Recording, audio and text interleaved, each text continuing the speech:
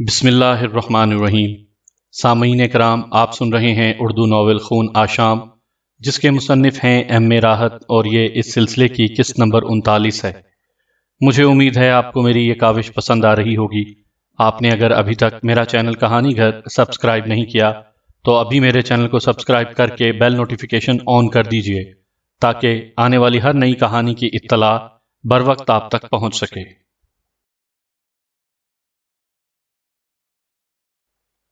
جگمان سنگھ نے کہا، راج تلک، بات کو نہ بگاڑو، میں نے کبھی تم سے کوئی ضد نہیں کی، لیکن اسے میرے ساتھ جانے دو، یہ میرے لیے بڑی حیثیت رکھتی ہے۔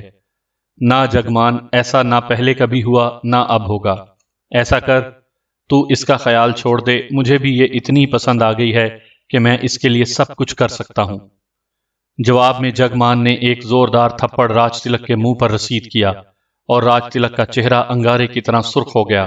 اس نے جگمان کو دیکھا اور کہا، تھپڑ مارا ہے تو نے میرے منہ پر، مرنے کے بعد بھی اس بات پر فخر کرنا کہ تو نے راج تلک جیسے آدمی کے منہ پر تھپڑ مار دیا، مرنے کے بعد بھی اس بات پر فخر کرنا، اور موت تو تیرا مقدر بن ہی گئی ہے۔ خاموش پاپی، میرے سامنے میرے مہاراج سے موت کی بات کرتا ہے۔ سمجھو وفادار تھا، تیزی سے آگے بڑھا اور اس نے راج تلک پر حملہ کر دیا، لیکن راج تلک نے اپنے ہاتھ کی ہتھیلی سیدھی کر کے پوری قوت سے اس کے منہ پر ماری، اور نہ جانے کیا کھیل تھا کہ وہ سیدھے کا سیدھا چت آ گرا اور اس طرح ہاتھ پاؤں مارنے لگا جیسے جان نکل رہی ہو۔ اس وقت راج تلک نے نہ جانے کہاں سے ایک خنجر نکالا اور جگمان کی جانب لپکا۔ دوسرے لمحے خنجر اس کے پہلو میں اتر گیا تھا اور اس کی دل خراش چیخ گونج اٹھی تھی۔ روپ لیکھا اچھل کر چھپر کٹ کے دوسرے حصے پر جا بیٹھی۔ خوف سے اس کی سانس بری طرح چلنے لگا تھا۔ ادھر سمجھو زور سے چیخا، مار دیا، میرے مہاراج کو مار دیا۔ اس نے اٹھنے کی کوشش کی لیکن اسے کچھ ہو گیا تھا۔ سمجھو پھر اسی طرح زمین پر گر پڑا لیکن وہ ہوش میں تھا۔ ادھر جگمان اپنے سینے پر دونوں ہاتھ رکھے ادھر سے ادھر ڈول رہا تھا۔ بڑی کاری جگہ ضرب لگائی تھی راج تلک نے، اور جگمان کا بچنا مشکل ہی نظر آ رہا تھا۔ راج تلک اسے نفرت بھری نگاہوں سے دیکھ رہا تھا۔ پھر وہ بولا، دوش تیرا ہی تھا، دوستی سے اتنا فائدہ اٹھانا چاہیے جتنا اٹھانا اچھا ہو۔ تو حد سے آگے بڑھ گیا تھا، میں کیا کروں، تیرے بھاگ میں یہی لکھا تھا۔ جگمان گھٹنوں کے بل بیٹھ گیا تھا، سمجھو آہستہ آہستہ اس کی جانب بڑھ رہا تھا۔ پھر بھی وہ تھوڑے فاصلے پر جا کر بے ہوش ہو گیا۔ راج تلک نے ان دونوں کو دیکھا، پھر روپ لیکھا کی جانب، پھر میری طرف منہ کر کے بولا، تو نے ان دونوں کا حشر دیکھ لیا، اب تیرے لیے یہ اچھا ہے کہ میری بات مان۔ جگمان تو مر گیا، یہ بھی مر جائے گا، لیکن اگر تو جیتا رہنا چاہتا ہے تو ان دونوں کی لاشیں اٹھا کر لے جا یہاں سے اور انہیں جنگل میں پھینک دے، اور سب کچھ بھول جا۔ کبھی یاد مت کرنا کہ کس راستے سے تو یہاں آیا تھا اور یہاں کیا ہوا تھا۔ بول، جیون چاہتا ہے یا موت؟ میں اب ماحول سے پوری طرح مطمئن تھا۔ میں نے مسکرا کر کہا، موت چاہتا ہوں مہاراج۔ میرے الفاظ پر شاید اسے یقین نہیں آیا تھا۔ اس نے حیرت سے کہا، کیا مطلب ہے؟ کیا مطلب ہے تیری بات کا؟ مہاراج اب کیا بتائیں آپ کو؟ یہ جگمان مہاراج، جو اب لوگ سدھار چکے ہیں، سب سے بڑے راجا تھے اور یہ سوچ رہے تھے کہ جو کچھ انہوں نے سوچا سنسار میں وہی ہوگا۔ مر گئے کتے کی موت، بھلا روپ لیکھا ان کے باپ کی جاگیر تھی کیا جو وہ اسے اپنے ساتھ لے جاتے؟ دوسرے کتے آپ ہیں مہاراج، بیٹھے مرنے کو ہیں مہاراج، لیکن حرکتیں یہ ہیں آپ کی۔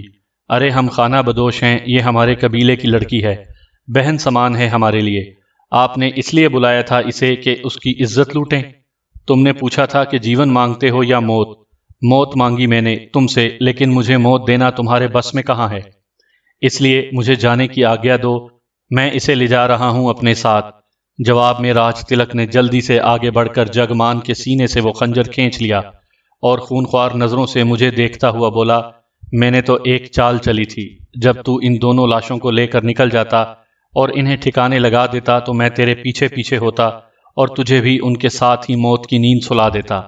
بھلا اتنا پاگل ہوں میں کیا کہ لوگوں کی سامنے زبان کھولنے کے لیے تجھے جیتا چھوڑ دیتا؟ لیکن اب لگتا ہے کہ یہ 3 لاشیں مجھے ہی ٹھکانے لگانا پڑیں گی۔ تو موت چاہتا ہے نا، تو یہ لے موت۔ اس نے آگے بڑھ کر خنجر کا بھرپور وار میرے سینے پر کیا اور روپ لیکھا کے حلق سے ایک دہشت بھری چیخ نکل گئی۔ میں نے کوئی جنبش نہیں کی تھی، لیکن راج تلک نے اپنے وار کا نتیجہ دیکھ لیا تھا۔ خنجر میرے سینے سے پھسل گیا تھا۔ اس نے حیرانی سے مجھے دیکھ کر کہا، نیچے کیا پہنے ہوئے ہے؟ میں نے اپنا سینہ کھول دیا اور بولا، کچھ نہیں پہنا ہے مہاراج، پر تمہارے شریر میں جان ہی نہیں ہے جو تم مجھے نقصان پہنچا سکو۔ اس نے پے در پہ خنجر کے 2-3 وار میرے جسم کے مختلف حصوں پر کیے اور ایک کرکراہٹ کے علاوہ کوئی آواز نہیں سنائی دی۔ وہ حیران ہو گیا۔ اس نے خنجر کی مڑی ہوئی دھار دیکھی، میرے کھلے ہوئے بدن کو دیکھا اور پھر دونوں ہاتھ نیچے ڈال کر ساکت کھڑا ہو گیا۔ شاید وہ کوئی منتر پڑھ رہا تھا۔ میں بھی خاموشی سے بھوج لیکھا کے ایک پنے کا ایک منتر پڑھنے لگا۔ یہ منتر اپنی حفاظت کے لیے تھا۔ راج تلک نے آگے بڑھ کر ایک بار پھر خنجر سنبھالا اور اس پر اپنا منتر پھونکا اور پھر وہ میری جانب بڑھ گیا، لیکن خنجر کا یہ وار میرے بدن پر ناکام رہا تھا۔ بھوج لیکھا کا کوئی منتر مجھے محفوظ رکھ سکتا ہے یا نہیں، لیکن جو شکتی مجھے ملی تھی اس کے تحت اس طرح کوئی منش مجھے ہلاک نہیں کر سکتا تھا۔ راج تلک کے چہرے پر اب عجیب سے تاثرات نظر آنے لگے۔ پھر وہ بولا، اچھا تو یہ بات ہے، تو کچھ جنتر منتر وغیرہ جانتا ہے، چل جنتر منتر کی لڑائی شروع ہو جائے، مزہ آئے گا راج تلک مہاراج۔ میری خود اعتمادی اور مسکراہٹ نے راج تلک کو کسی قدر حواس باختہ کر دیا تھا۔ وہ پریشانی سے ادھر ادھر دیکھنے لگا، لیکن اب روپ لیکھا کے اندر اعتماد پیدا ہو گیا تھا۔ وہ سنبھل کر بیٹھ گئی۔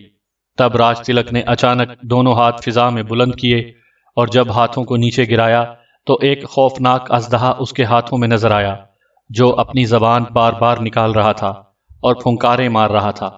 اس نے اس اژدہے کو پوری قوت سے میرے اوپر پھینکا اور میں نے اسے اپنے بدن پر گرنے کے بجائے ہاتھوں پر روک لیا اور پھر اس کے پھن کو پکڑ لیا۔ دوسرے لمحے میں نے اس کا پھن اپنے دانتوں سے کاٹا اور اسے ایک طرف پھینک دیا۔ اژدہے کے باقی بدن کے بھی میں نے اپنے دانتوں سے ہی ٹکڑے کر دیے تھے اور ہر ٹکڑے کو راج تلک پر اچھال دیا تھا۔ راج تلک اچانک چکر کھانے لگا۔ وہ پھر کنی کی طرح گھوم رہا تھا اور اس طرح گھوم رہا تھا کہ اب وہ ایک سیدھی لکیر کی شکل میں نظر آ رہا تھا۔ پھر یہ لکیر کا ہیولا جس سے مدھم مدھم شعلے نکل رہے تھے میری جانب لپکا اور اس نے مجھے اپنی لپیٹ میں لینا چاہا، لیکن میں نے دونوں ہاتھوں سے اپنی گرفت میں لے لیا اور اس کے بعد اسے سر سے بلند کر کے زمین پر دے مارا۔ پھر میں اس پر چڑھ بیٹھا۔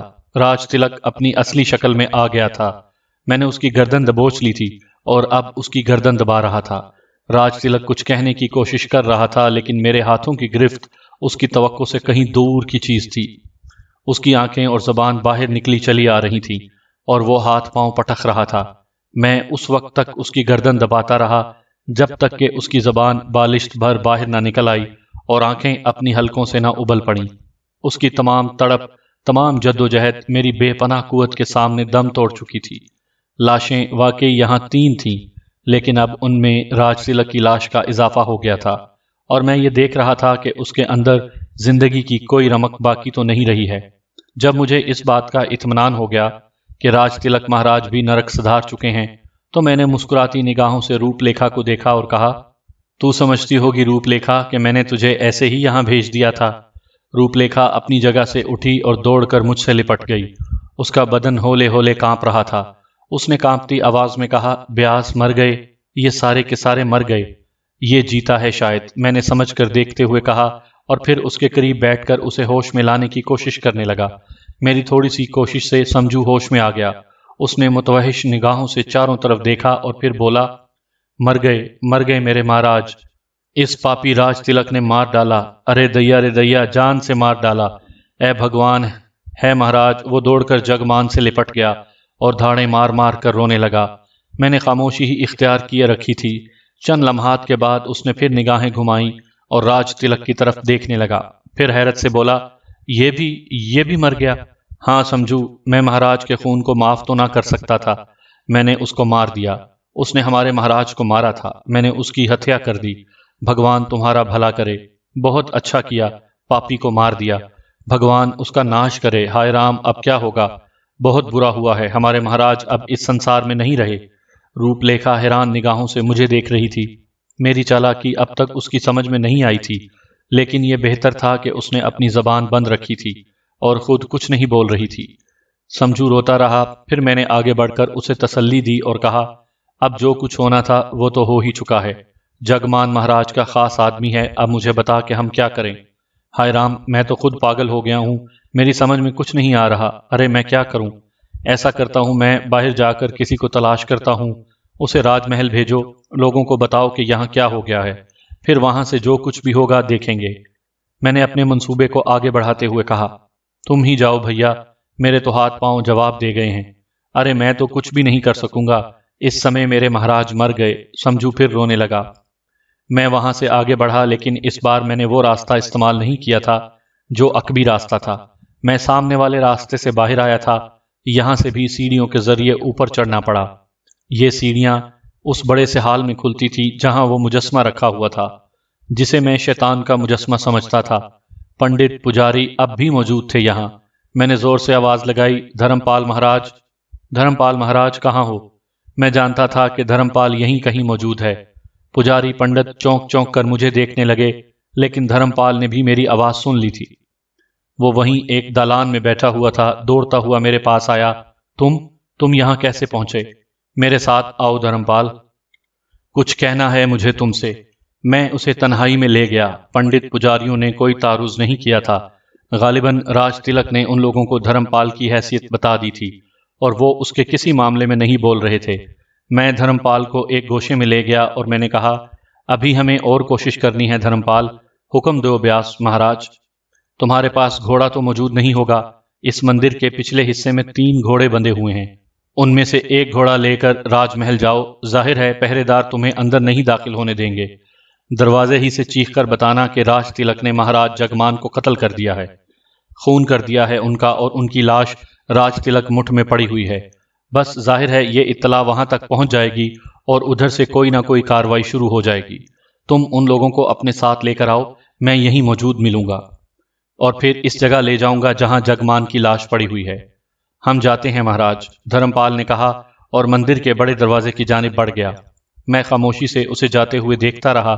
پھر میں واپس اس طرف نکل آیا، کیونکہ پنڈت پجاریوں نے مجھے خود راج تلک کی خوابگاہ سے باہر نکلتے ہوئے دیکھا تھا، اس لیے انہوں نے یہی اندازہ لگایا تھا کہ میں راج تلک کے بلاوے پر ہی اندر پہنچا ہوں گا۔ مجھے دوبارہ وہاں جانے میں کوئی دقت پیش نہیں آئی تھی اور میں نیچے پہنچ گیا۔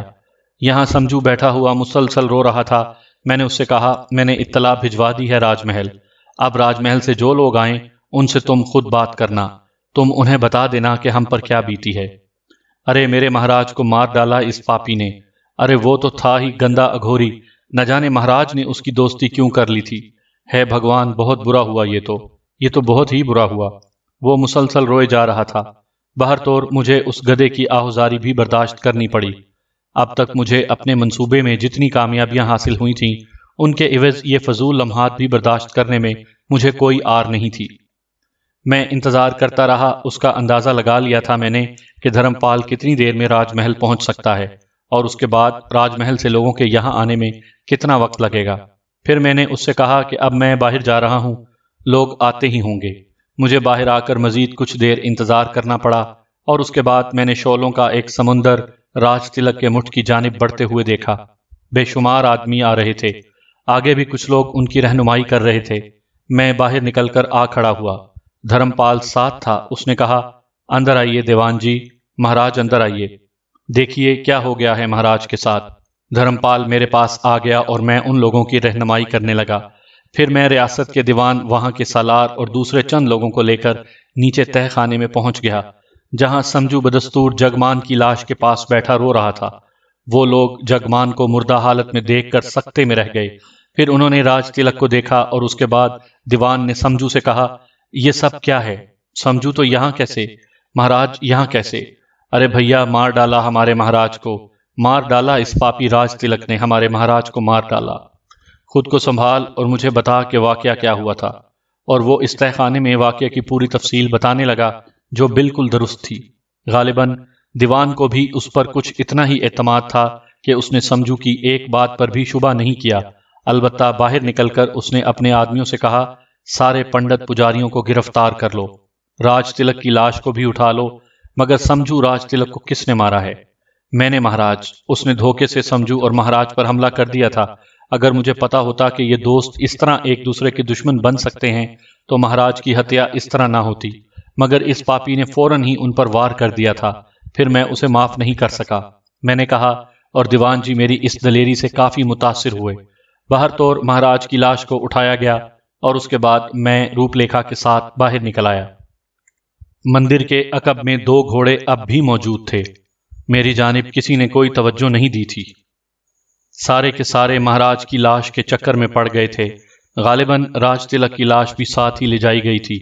میں روپ لیکھا اور دھرم پال کے ساتھ پچھلے حصے میں پہنچ گیا اور میں نے کہا، دھرم پال کا کام ختم ہو گیا، آؤ اب ہم اپنے ڈیرے کی طرف چلیں۔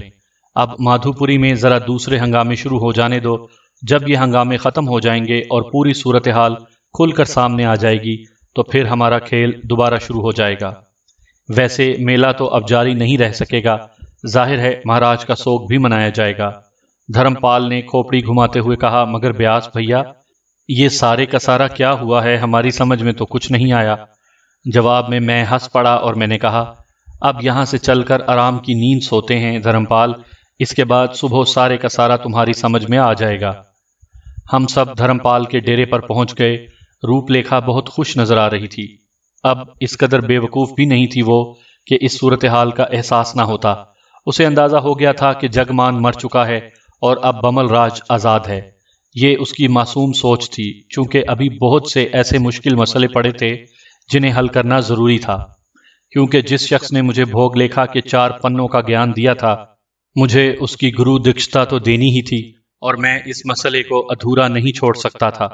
دھرم پال بھی حیران تھا، لیکن ڈیرے پر پہنچنے کے بعد اس نے آرام کرنے کے لیے جانے کے بجائے مجھ سے کہا، گرو مہاراج ایک بات کرنا چاہتا ہوں آپ سے۔ ارے تم نے مجھے گرو مہاراج کیوں کہنا شروع کر دیا؟ کان پکڑنے کو من چاہتا ہے۔ مہاراج آپ کے سامنے؟ ارے ہماری عقل ہی کیا، آپ کو بھگوان نے شکتی اور بدھی دونوں چیزیں دی ہیں۔ یہ تمہاری مہربانی ہے دھرم پال کہ تم مجھے کچھ سمجھتے ہو۔ بہرحال میں تمہارا دوست ہوں۔ جے ہو مہاراج کی۔ دھرم پال آپ کے چرنوں کی دھول بھی نہیں ہے، اور آج آپ نے میرے اوپر جو بوجھ لاد دیا ہے، میں تو یہ سوچتا ہوں کہ اس کا کیا کروں۔ کس بوجھ کی بات کر رہے ہو؟ وہ دولت جو جگمان سے آپ نے ہمیں دلوائی تھی۔ چھوٹی چھوٹی باتوں پر اتنا غور نہیں کیا کرتے۔ تم سے اس بارے میں پہلے بھی بہت کچھ کہہ چکا ہوں، اب اس کا تذکرہ مت کرنا۔ ٹھیک ہے مہاراج، ہم کو یہ تو بتا دو آخر یہ سب کیا ہوا ہے۔ دھرم پال، باقی ساری باتیں تو میں تمہیں کافی حد تک بتا ہی چکا ہوں۔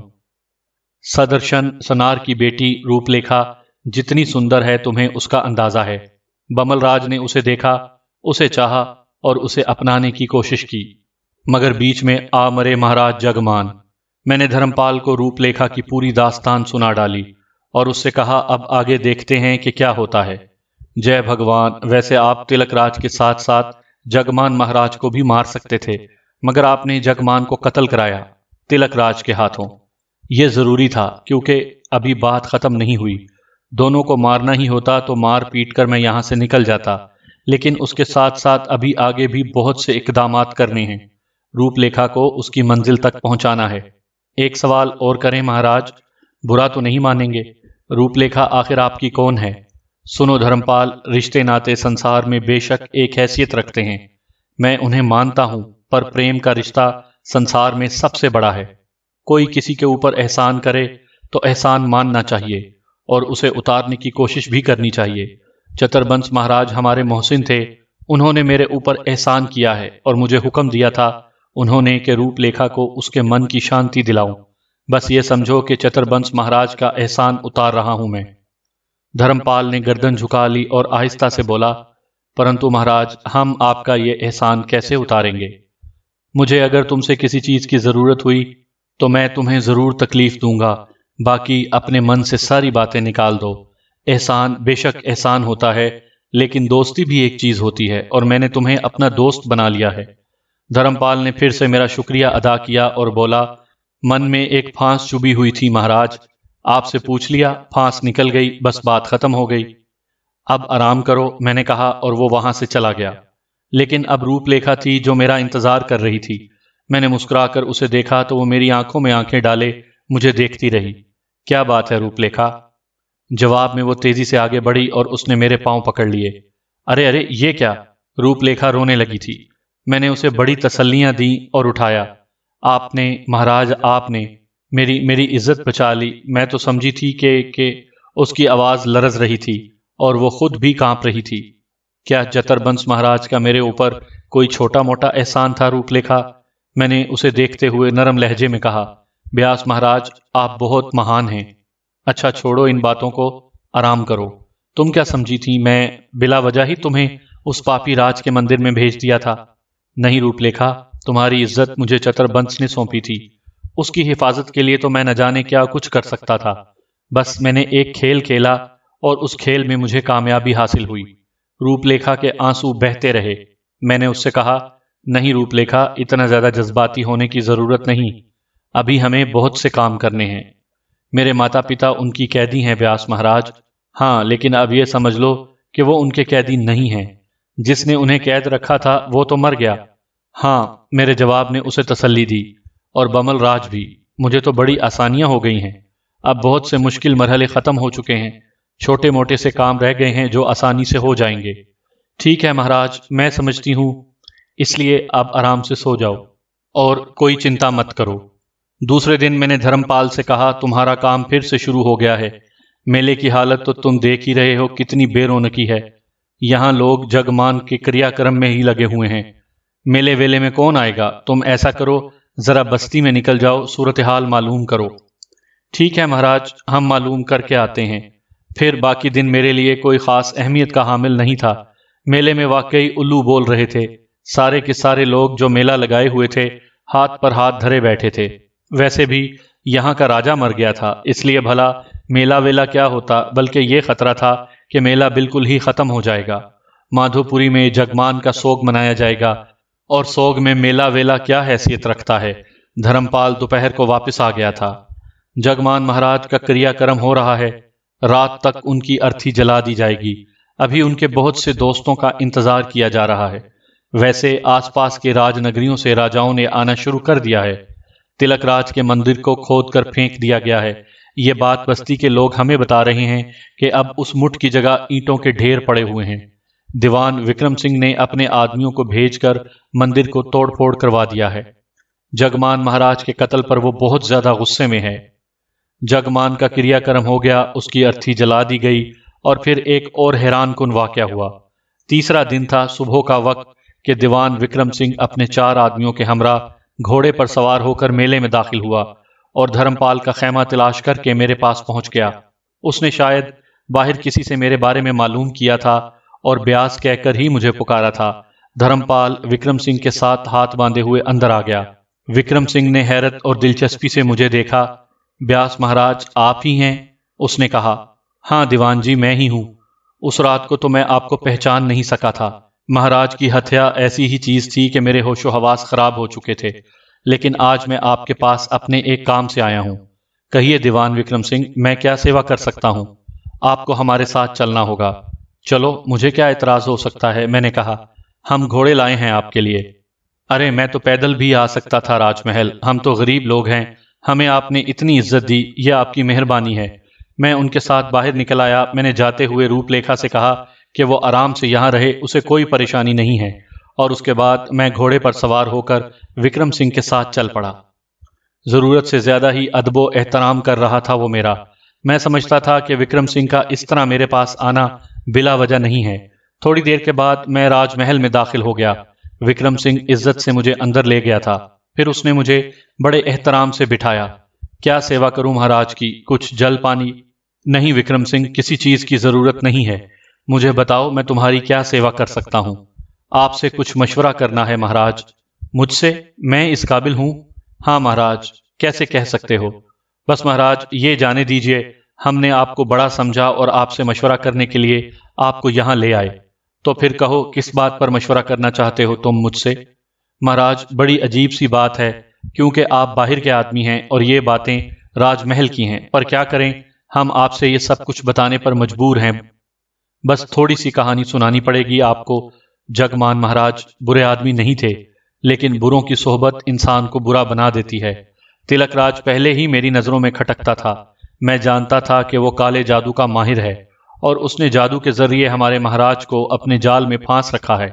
पर महाराज, हम आम लोग भला काले जादू का तोड़ कहाँ तलाश कर सकते हैं? हम ही क्या, बल्कि बस्ती के बेशुमार लोग, बहुत से ऐसे लोग जो धर्मात्मा हैं और बुराइयों से बचते हैं, साधु मनुष्य हैं, लेकिन काले जादू का तोड़ नहीं कर सकते। تلک راج کے سامنے بے بس تھے، پر من ہی من میں وہ تلک راج سے نفرت کرتے تھے۔ اس سے نفرت کرنے والوں میں بھی تھا، لیکن میں ریاست کا دیوان ہوں، راجا نہیں، اس لیے راجا کے معاملے میں ٹانگ نہیں اڑا سکتا تھا۔ پھر مہاراج تلک راج کے پھیر میں پڑے عجیب سے عجیب ہوتے چلے گئے۔ انہوں نے ایسی ایسی حرکتیں کرنا شروع کر دیں کہ میں خود دانتوں میں انگلی دبا کر رہ گیا۔ بھگوان کی سوگند، ہمارے مہاراج پہلے ایسے نہیں تھے۔ ہاں، یہ ایک سچی بات ہے کہ انہوں نے گھنیری کی روپ لیکھا کو دیکھا جو سنار کی بیٹی ہے، تو من میں اس کی پوجا کرنے لگے۔ منش کو اپنے من پر تو ادھیکار نہیں ہوتا، من پاپی تو بھٹک ہی جاتا ہے۔ حالانکہ راجکمار بمل راج روپ لیکھا کو چاہتے تھے، اور مہارانی پرشوتما بھی یہی چاہتی تھی کہ روپ لیکھا کو راجکماری بنا کر محل میں لے آئیں، پر ہمارے جگمان مہاراج کے من میں کچھ ایسی بات آ گئی تھی کہ انہوں نے اپنے بیٹے کو بھی نظر انداز کر دیا اور روپ لیکھا سے شادی کے بارے میں سوچنے لگے۔ پھر بہت سی باتیں ہوئیں اور ہمارے مہاراج نے بمل راج کو قید کر دیا۔ روپ لیکھا کہیں چلی گئی، اس کے پتا سدرشن اور اس کی ماتا کو بھی قید کر لیا گیا۔ مہاراج یہ سمجھتے تھے کہ انہوں نے روپ لیکھا کو کہیں نکال دیا ہے۔